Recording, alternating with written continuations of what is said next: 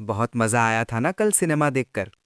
जैसे ही ये शब्द घर के आंगन में गूंजे, माहौल अचानक भारी हो गया।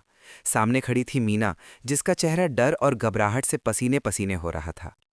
इससे पहले कि वो कुछ कह पाती, एक तेज थप्पड़ उसकी गाल पर पड़ा और वो लड़खड़ा गई। मत मारो बाबूजी, गलती हो गई। उसकी कांपती आवाज पूरे घर में गूंज उठी, लेकिन गुस्से में जल रही सास के सामने उसकी एक भी नहीं चली।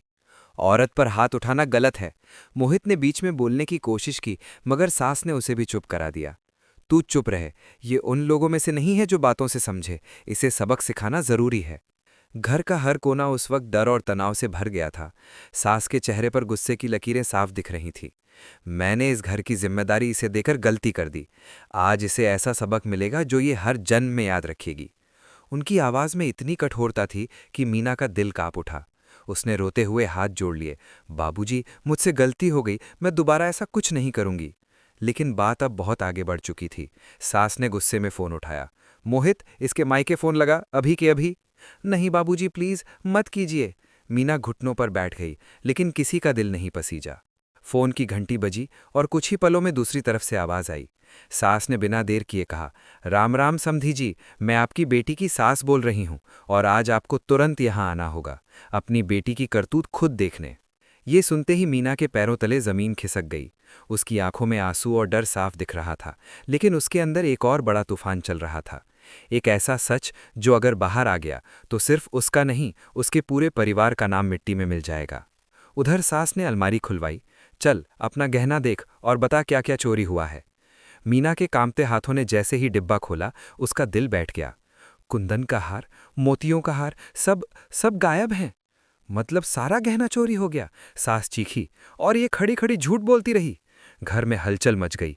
सूरज को बुलाया गया, पुलिस में रिपोर्ट की बात होने लगी और हर किसी की नज़रों में मीना अब एक गुनहगार बन चुकी थी। लेकिन असली कहानी अभी शुरू हुई थी, क्योंकि मीना जानती थी कि ये चोरी नहीं, एक साजिश है। और सबसे बड़ा सच, वो खुद जानती थी कि ये सब किसने किया है। फिर भी वो चुप थी, क्योंकि उसका एक सच कई जिंदगियां बर्बाद कर सकता था।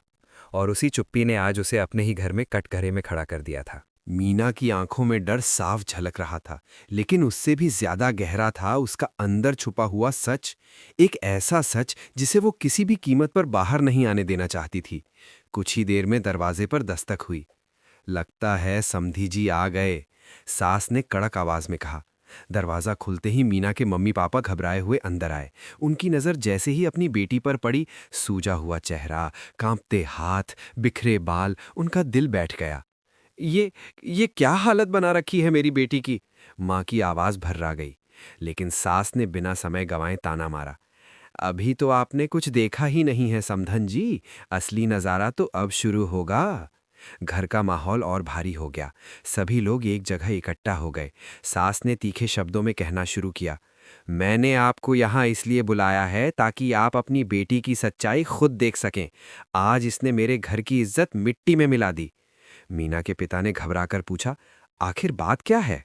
सास की आंखों में गुस्सा और अपमान की आग जल रही थी। बात इतनी छोटी नहीं है कि उसे भूल कहा जाए।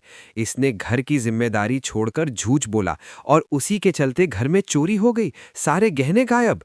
क्या? चोरी? मीना की मां के हाथ कांपने लगे। और इससे भी बड़ी बात, सास ने उंगली उठाकर मीना की तरफ इशारा किया। ये झूठ पर झूठ बोलती रही, यहां तक कि अपने ही देवर और ननद पर इल्जाम लगा दिया। ये सुनकर पूरे घर में सन्नाटा छा गया। मीना के माता पिता के चेहरे पर शर्म और हैरानी साफ दिखाई दे रही थी। मीना, ये सब क्या सुन रहे हैं हम? पिता की आवाज सख्त हो गई। मीना ने सिर झुका लिया। होठ कांप रहे थे, पर आवाज नहीं निकली, क्योंकि वो जानती थी अगर उसने सच बोल दिया तो सिर्फ एक गलती नहीं, एक पूरा रिश्ता टूट जाएगा। बोल ना। माँ ने उसका कंधा पकड़कर झिंझोड़ा। क्या ये सब सच है? मीना की आंखों से आंसू बहने लगे, लेकिन उसके शब्द गले में ही अटक गए। सास हंस पड़ी। देखा समधी जी, आपकी बेटी के पास अब बोलने को कुछ बचा ही नहीं है। झूठ बोलने की भी एक हद होती है और इसने हर हद पार कर दी। मोहित से ये सब देखा नहीं गया। माँ बस भी कीजिए, गलती हो गई है, लेकिन इतनी बड़ी सजा?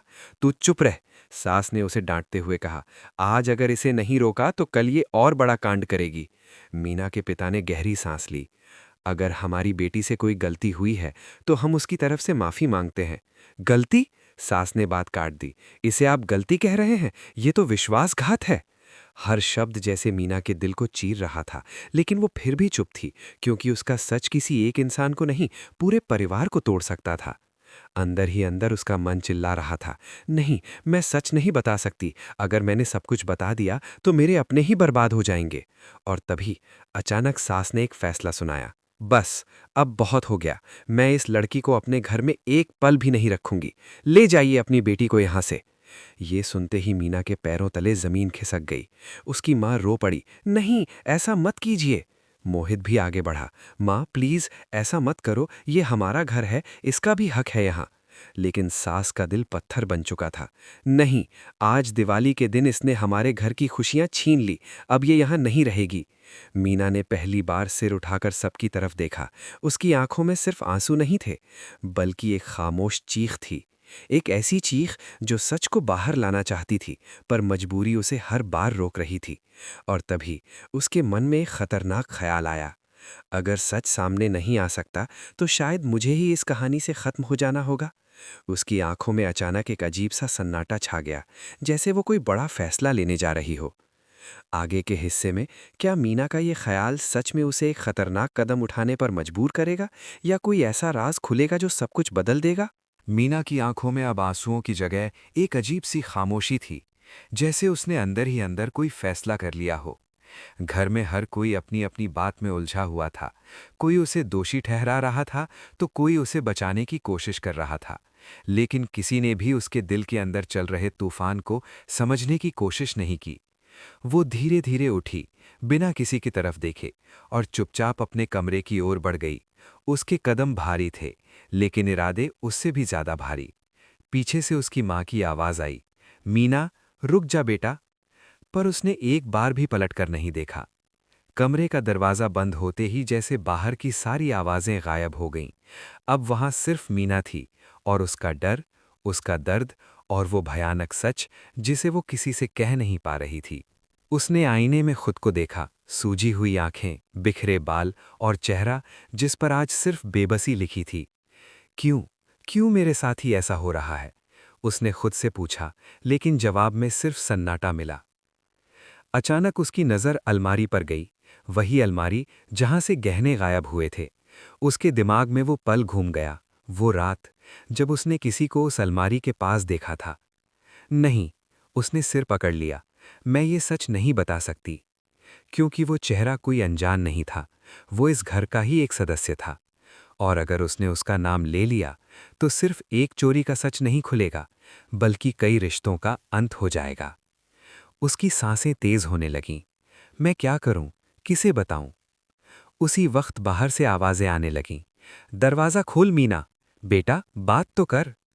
मोहित बार बार दरवाजा खटखटा रहा था, लेकिन अंदर से कोई जवाब नहीं आ रहा था। माँ, मुझे अच्छा नहीं लग रहा, मीना कुछ गलत कदम न उठा ले। मोहित की आवाज में डर साफ छलक रहा था। सास ने भी पहली बार थोड़ा घबराकर कहा, अरे दरवाजा तोड़ो। जैसे ही दरवाजा तोड़ा गया, सबकी सांसें थम गईं। कमरे के अंदर मीना जमीन पर बैठी थी। उसके हाथ में एक कागज था, और पास में जलता हुआ दिया रखा था। मीना, मोहित दौड़कर उसके पास गया, ये क्या कर रही हो तुम? मीना ने धीरे से उसकी तरफ देखा। उसकी आंखों में अब आंसू नहीं थे, बस एक अजीब सा सुकून था। मैं थक गई हूं मोहित, उसने धीमी आवाज में कहा। हर तरफ से इल्जाम, हर तरफ से शक, और सबसे बड़ा ये सच। कौन सा सच? मोहित ने बेचैनी से पूछा। मीना ने कागज उसकी तरफ बढ़ाया। इसमें सब लिखा है। मोहित के हाथ कांप रहे थे जैसे ही उसने वो चिट्ठी ली। कमरे में खड़े सभी लोग एक दूसरे को देखने लगे। हर किसी के दिल में एक ही सवाल था, आखिर ऐसा कौन सा सच है जिसे मीना जुबान से नहीं कह पाई, लेकिन कागज पर लिख दिया। मोहित ने जैसे ही चिट्ठी पढ़नी शुरू की, उसके चेहरे का रंग उड़ गया। ये कैसे हो सकता है? सास ने झुंझलाकर कहा, क्या लिखा है इसमें, बोलना। मोहित ने कांपती आवाज में कहा, इसमें लिखा है कि गहने चोरी नहीं हुए, बल्कि। वो रुक गया, जैसे शब्द उसके गले में अटक गए हों। बल्कि क्या? सबने एक साथ पूछा। मोहित ने धीरे से नजर उठाई, और जिसकी तरफ देखा, उसे देखकर पूरे कमरे में सन्नाटा छा गया, क्योंकि जिस पर शक गया था वो इस घर का सबसे भरोसेमंद इंसान था। मीना ने आंखें बंद कर लीं। अब जो होने वाला था वो इस परिवार की नींव हिला सकता था।